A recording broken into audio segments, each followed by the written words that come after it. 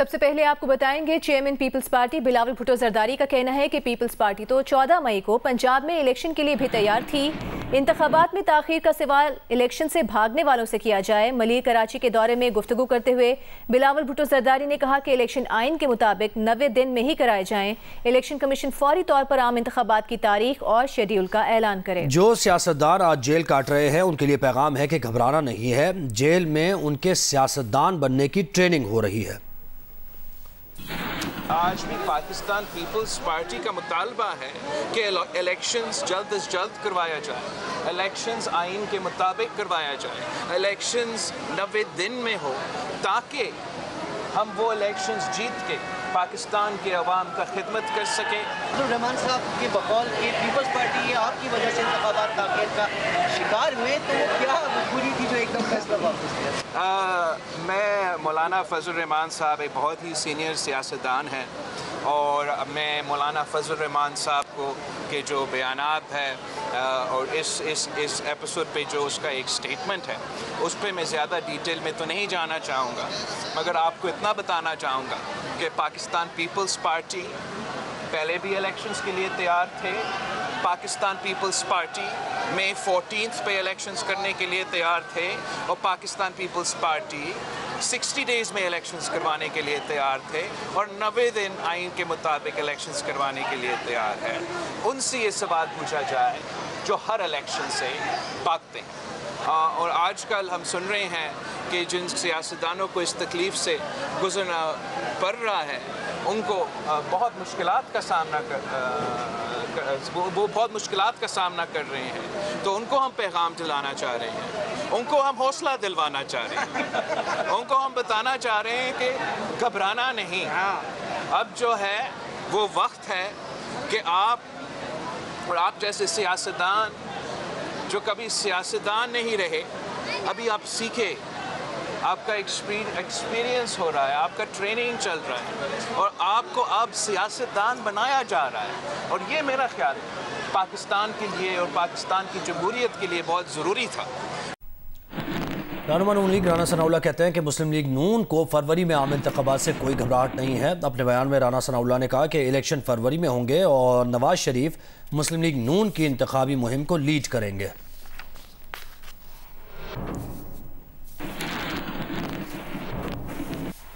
پاکستان تحریک انصاف نے بھی صدر مملکت عارف علوی سے فوری طور پر الیکشن کی تاریخ کا اعلان کرنے کا مطالبہ کر دیا ہے. پی ٹی آئی کی کور کمیٹی کے اجلاس کے بعد جاری اعلامیے میں کہا گیا ہے کہ صدر انتخابات کی تاریخ کا بلا تاخیر اعلان کریں.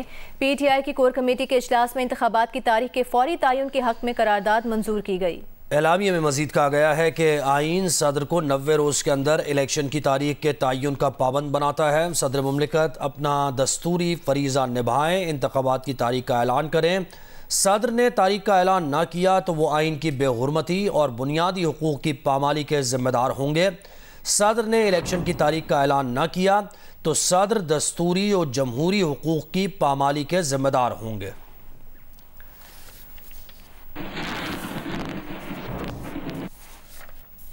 صدر عارف علوی کی 5 سالہ مدت مکمل ہونے پر پیپلز پارٹی کے سینیٹر رضا ربانی نے اپنے بیان میں کہا ہے کہ صدر مملکت عارف علوی نے اپنی مدت میں کئی بار آئین کی خلاف ورزی کی. صدر نے 2 بلز پر نہ دستخط کیے نہ اعتراض لگا کر واپس کیے اور ذمہ دار اپنے عملے کو ٹھہرا دیا. صدر کے سیکرٹری نے تصدیق کی کہ بل صدر کے چیمبر میں ہی موجود ہے. صدر نے بدنیتی پر آئین کی غلط تشریح کی اور الیکشن تاریخ کا اعلان کیا. صدر نے ذہن کا استعمال کیے بغیر آئین کے خلاف آرڈیننس جاری کیے. صدر علوی نے بغیر سمجھے 2 ججز کے خلاف ریفرنس بھی دائر کیا.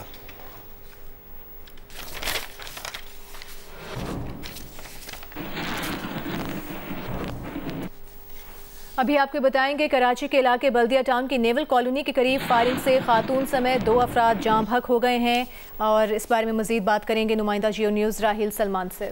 راہیل بتائیے اس واقعے سے متعلق ڈیٹیلز کیا ہیں آپ کے پاس؟ دیکھیے بلدیہ ٹاؤن کا علاقہ ہے جہاں پر نیول کالونی قائم ہے، اس کی گیٹ پر یہ فائرنگ کا واقعہ پیش آیا. ہماری بات ہوئی پولیس حکام سے تو یہ بتاتے ہیں کہ حنیف اور مادہ نام کا ایک شہری وہاں پر آیا تھا جس کی چیک کے سلسلے میں کچھ لین دین کے لیے وہ یہاں پر کسی کے پاس آیا تھا، لیکن اس دوران ان کے درمیان جھگڑا ہوا اور وہ وہاں سے جانے لگا. جس شخص کے پاس یہ آیا تھا تو اس نے اس کو چور کہہ کے جو ہے وہ علاقے میں مشہور کر دیا اور تمام لوگ اس کے پیچھے بھاگے، جس کے بعد جو कॉलोनी का मेन गेट है वहाँ पे सिक्योरिटी गार्ड मुसल्ला वहाँ पे, जब उन्होंने एक चोर की आवाज सुनी तो उन्होंने उस आदमी पर फायरिंग कर दी, जिससे वो हनीफ उस मौके पर ही जावा हो गए, जबकि इसके साथ साथ फायरिंग की जख्मी आकर वहाँ से गुजरने वाली एक राहगीर खातून भी मौके पर ही दम तोड़ गई। पुलिस हुक्काम का कहना है कि इस वाक़े में 2 अफराद जावा हुए। ये तमाम वाक़या, बहुत शुक्रिया राही सलमान।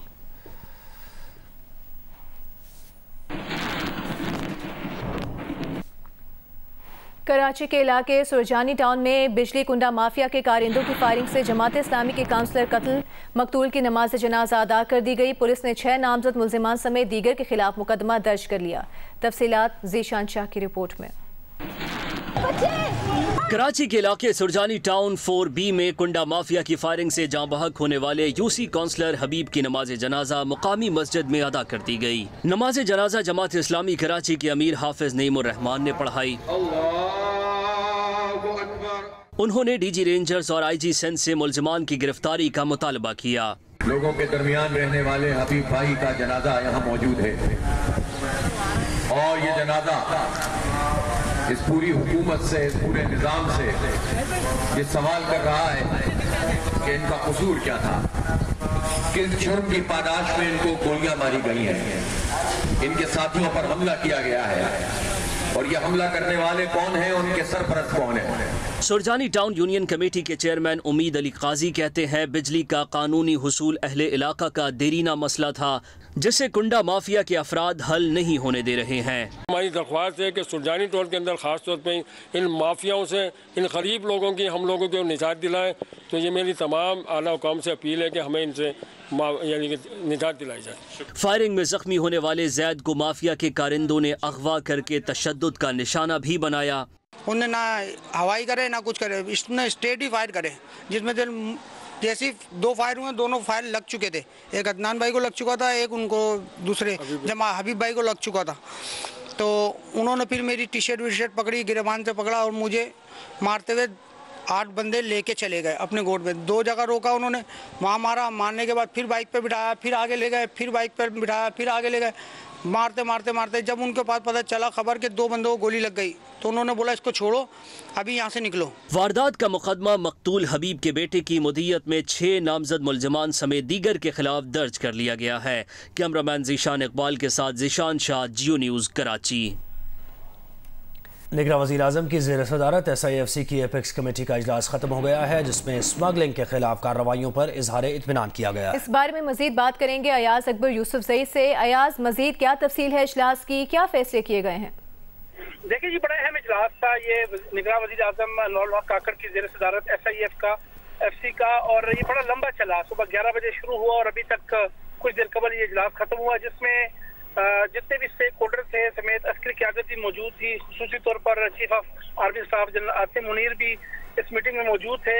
इस मीटिंग में जो स्मगलिंग के खिलाफ जो इस वक्त तक की कार्रवाइयाँ हैं उस पर तफसीली ब्रीफिंग भी दी गई और जो शुरका थे इस इजलास के उन्होंने जो एतमाद का भी इजहार किया और साथ साथ जो इस वक्त मसनूई किल्लत बनी हुई है चीनी समेत दीगर जो अजनास की, इस हवाले से इस्लामिया किस किस्म की कार्रवाई कर रहे हैं और साथ साथ जो मनी एक्सचेंज और डॉलर्स के खिलाफ जो कार्रवाई हो रही है जो उनके ज़ख़ीरा अंदोज़ हैं उस पर भी तफसीली ब्रीफिंग दी गई। इसका तफसीली एलामिया जो है निगरान वज़ीर इत्तलात जो है वो तफसीली एलामिया इसका बाद में जारी किया जाएगा। शुक्रिया अयाज इस तफसील के लिए। अच्छा, इसी बारे में बात करेंगे। हमें इस वक्त ज्वाइन किया है मुमताज़ मुआशी तज्ज़ियाकार खाकान नजीब साहब ने। खाकान नजीब साहब, SIFC की एपेक्स कमेटी ने स्मगलिंग के खिलाफ कार्रवाइयों पर इत्मीनान का इजहार किया है, इजलास हुआ है अभी, तो आपके ख्याल में कार्रवाइयाँ डॉलर, चीनी और दीगर चीज़ों की कीमतों को कंट्रोल में रखने के लिए कितनी मौसर साबित हो सकती हैं? देखिए, इसका अंदाजा तो आप इस चीज़ से लगाइए कि जो डॉलर का एक तो है जो भी हमारे प्रेशर्स हैं, चैलेंजेस हैं हमारी इकोनॉमी के, पर जो ओपन मार्केट और उसके बाद एक ग्रे मार्केट पाकिस्तान में बन गई थी जिसकी वजह से पाकिस्तान में एक जो 9,000 अरब रुपया घूम रहा है वो चेज करता है इस तरह की चीजों को। मैंने बारहा कहा है कि वही पैसे हैं जो कभी गालिबन रुपए की कदर को तब्दील करने के लिए डॉलर में यही चीज आपको देखने में मिली है कि पाकिस्तान का जो वो रुपया था वो इन्वेस्ट हुआ, होर्डिंग हुई और वही से स्मगलिंग होती है जो ओवर द बॉर्डर पाकिस्तान की चीनी भी, पाकिस्तान का डॉलर भी यहीं से खरीद के जाता है। तो ये एक अच्छा कदम था कि पाकिस्तान की अथॉरिटीज ने समझा कि हम इस चीज को कर्ब करें और एक्सचेंज कंपनी स्पेशली जो कि ऑपरेट कर रही थी विदाउट कंप्लायंस, उनकी क्या आप मॉनिटरिंग कहें, उनको जाकर रोकना इस काम से। और फिर चीनी जो अक्रॉस द बॉर्डर, हमने ये तक सुना कि 2.5 लाख टन तो एक्सपोर्ट हुई है चीनी मुल्क से, बट जो हमारे पास ऑफ कोर्स आदादो शुमार एग्जैक्ट नहीं है क्योंकि ये तो